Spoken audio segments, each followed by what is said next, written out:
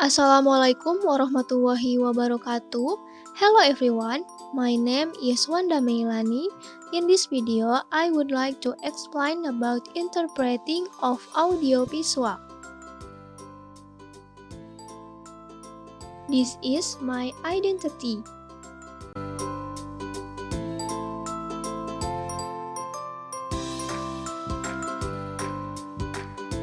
There are three materials that I will explain. The first is definition of interpreting. The second is types of interpreting.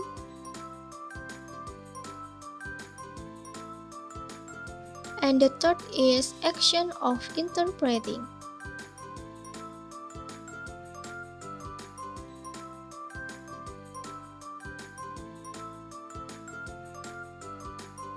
Definition of interpreting. Interpreting is the process of translating the spoken language from the source language to the target language. So, interpreting to showing and explaining the meaning of something either words or by artistic performance. Someone who does the interpreting is called an interpreter. There are 7 types of interpreting, namely simultaneous interpretation, consecutive interpretation, whispered interpretation, relay interpretation, liaison interpretation, over-the-phone interpretation, and travel or escort interpretation. Simultaneous. Simultaneous interpreters translate the speech in their head and deliver it in the preferred language instantly, with a minimum delay, in a matter of milliseconds. It requires immediate comprehension from the audience and speaker as the original speech continues with no interruptions. Simultaneous interpretation has high demand mainly because it saves time and engages diverse audiences. Consecutive. The consecutive mode relies heavily on taking structured notes. When used at on-site events, consecutive interpretation can only occur if an interpreter stands in close proximity to the presenter, while the speaker delivers a speech in their native language. The interpreter listens and remains silent for a few sentences. The original speaker has to pause every few sentences as the interpreter constantly interrupts the speech to deliver it in the target language. Then, whispered interpretation. Whispered interpretation is also called cuckotage, or whispering in French. A whispered interpreter interprets the message in their head and whispers it to the client. The interpreter leans over and communicates the message in a client's preferred language in a quiet voice. Just like simultaneous interpreting mode, whispered interpreting carries the challenge of immediate understanding. You have to listen, understand, translate, and deliver the speech at the same time. Relay interpreting.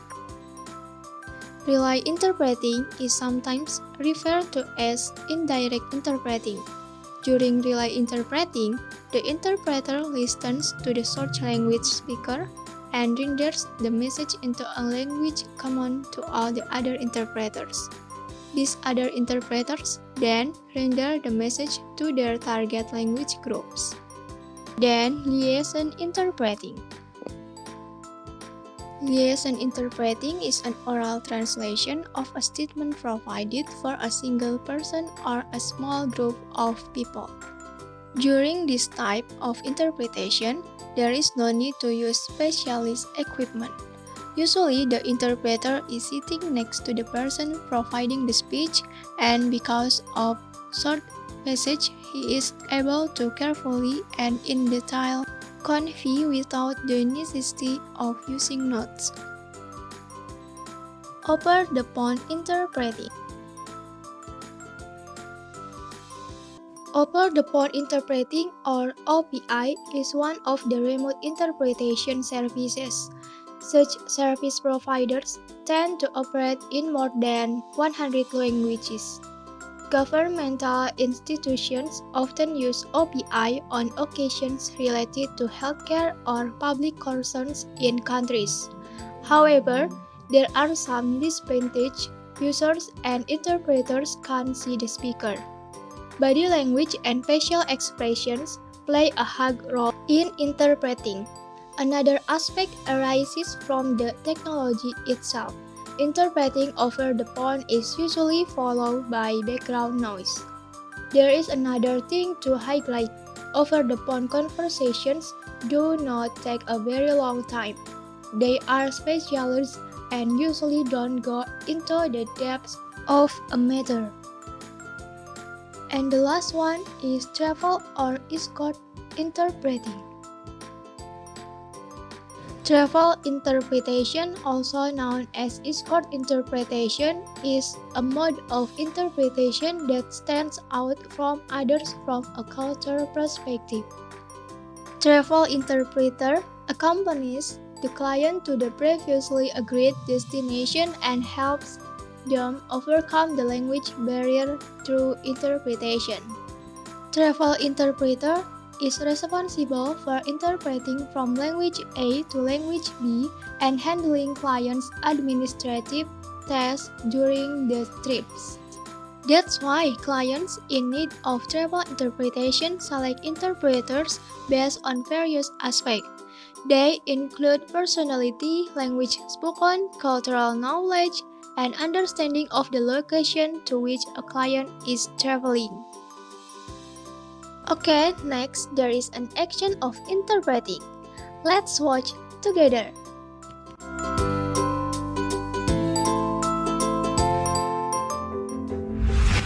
Catatan ini untuk para perempuan yang mengambil peran sebagai anak dan atau menantu, istri dan atau ibu, saudara dan atau ipar, tetangga dan warga negara yang berkarya, yang bekerja di luar rumah, memilih berdaya dengan sukarela sepenuh hatinya. Perempuan yang berkontribusi lewat berbagai bidang dan cara. Sebagian perempuan mengalami hambatan bahkan celaan harian dari lingkungan. Sebagai perempuan, sekedar membuat pilihan saja sudah menantang. Kita kerap didera perasaan bersalah walau memiliki tujuan mulia. This note is for women take on the role of daughter or daughter-in-law, wife or mother, sister or sister-in-law, neighbors and citizens. Those who work outside the home choose to be empowered voluntarily with all their heart. Women who contribute to various fields and ways. Some of the women experience obstacles and even daily criticism from the environment. As a woman, just making choice is already challenging. We are often plagued with feelings of defeat, even though we have a noble goal. Tidak sedikit perempuan yang cemas dengan kemampuannya sendiri. Tidak jarang malah menganggap rendah dirinya sendiri. Tidak heran, karena penelitian menunjukkan sukses berkorelasi positif untuk laki-laki, namun kerap membawa konsekuensi negatif bagi perempuan. Not a few women are worried about their own abilities. Not infrequently underestimate herself. Not wonder because research shows that success is positively correlated for men, but often brings negative consequences for women. Menjadi sukses dan disukai bukan hal biasa untuk perempuan, justru kerap bertolak belakang.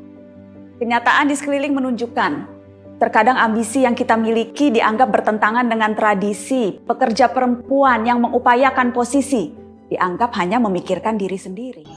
Being successful and being like it is not uncommon for women. In fact, it is often the opposite. The reality around us shows that sometimes our ambitions are considered contrary to tradition. Women workers who seek positions are considered to only think about themselves. Mereka yang berani unjuk diri seringkali justru dihindari. Bahkan saat sudah berhasil pun, walau sukses membawa manfaat bagi orang banyak pun, cibiran masih mungkin datang. Menjadi berhasil bagi seorang perempuan bisa saja memicu hal negatif. Dianggap begini, dinilai begitu, ditakar macam-macam. Those who dare to show themselves are often avoided. Even when they have success, even though success has brought benefit to many people, ridicule may still come. Being successful for a woman can trigger negative things to be considered this way, judged like that, and measured in various ways. Banyak yang harus diperbaiki.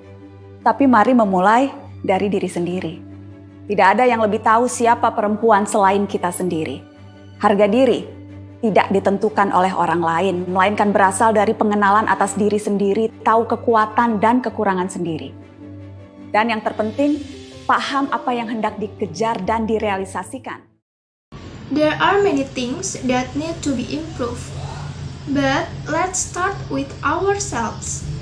No one knows women are better than ourselves. Self-esteem is determined by others, but comes from knowing oneself. Knowing one's strengths and weaknesses, and most importantly, understand what you want to pursue and realize. Definisi kepercayaan diri adalah mengetahui impian masing-masing.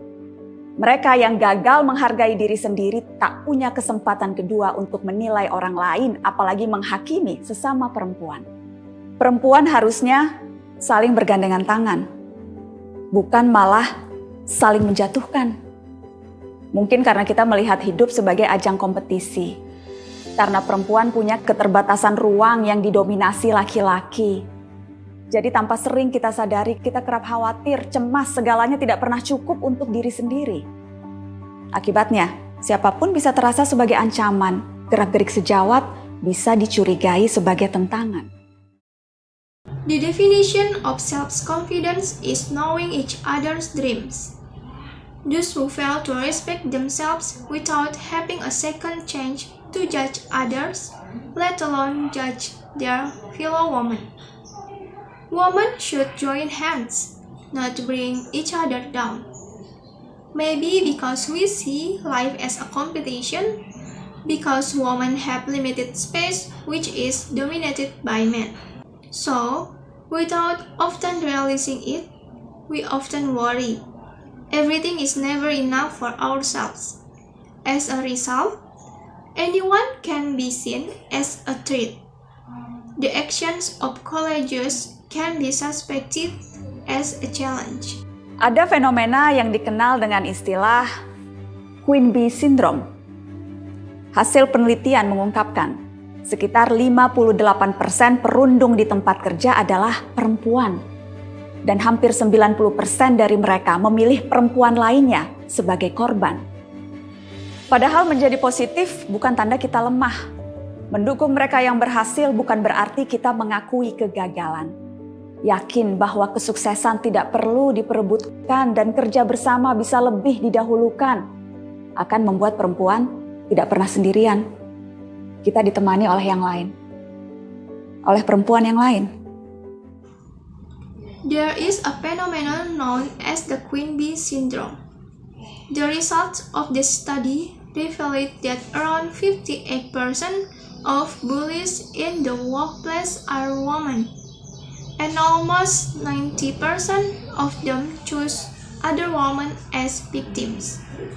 Even though being positive doesn't mean we are weak, Supporting those whose success doesn't mean we admit failure.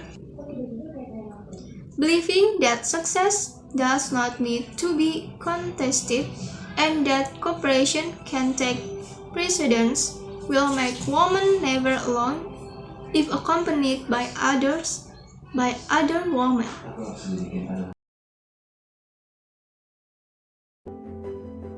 Mari bicarakan pencapaian teman kerja perempuan kita. Mengapa itu perlu? Karena jika laki-laki dipromosikan karena potensinya, perempuan hanya berdasar performa yang sudah dibuktikannya. Jangan mengikuti gaya mereka yang kerap memperkenalkan pemimpin perempuan di depan umum bukan dengan pengakuan akan keahlian, tetapi pujian pada penampilan. Jika tak ada yang sudi mempromosikan seorang perempuan, biar sesama perempuan pula yang menjadi jurkamnya. Let's talk about the achievements of our female colleagues. Why is that necessary? Because if men are promoted because of their potential, women are only based on their proven performance. Don't follow their style of introducing female leaders in public.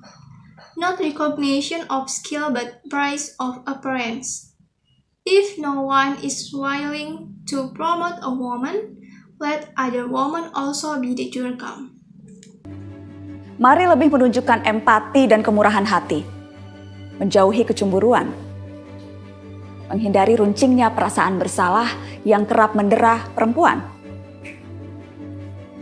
Saya mengalaminya dan terus berlatih untuk lebih baik setiap hari. Let's show more empathy and generosity, stay away from jealousy, avoid the soft feeling of guilt that often affects women. She experiences it and continues to train to be better every day. Kita sudah terbiasa bekerja lebih keras dibandingkan dengan para pria. Perempuan biasanya lebih rajin, lebih tekun, lebih konsisten. Karena seringkali pintu-pintu yang terbuka mudah untuk laki-laki itu justru masih harus diketok atau didobrak lebih keras oleh perempuan. Jadi mari membangun lingkaran kekuatan antar perempuan.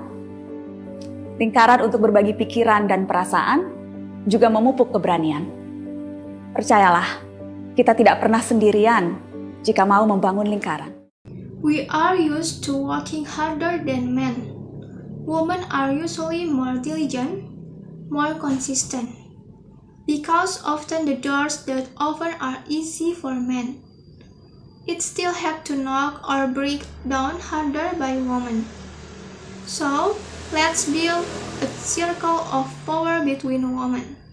A circle to share thoughts and feelings and also cultivate courage.